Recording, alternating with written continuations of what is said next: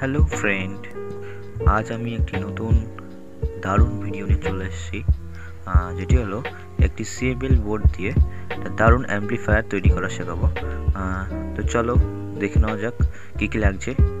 তো প্রথমে আমরা এই সিএবিএল বোর্ড দিয়ে একটি ট্রানজিস্টর নিয়ে নেব, যেটি হলো 4202 বিডি।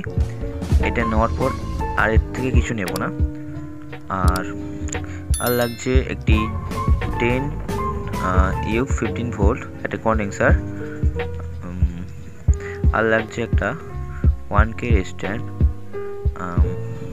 যে কোনো দোকান থেকে পেয়ে যাবে তোমরা, ইলেকট্রনিক্স দোকান থেকে।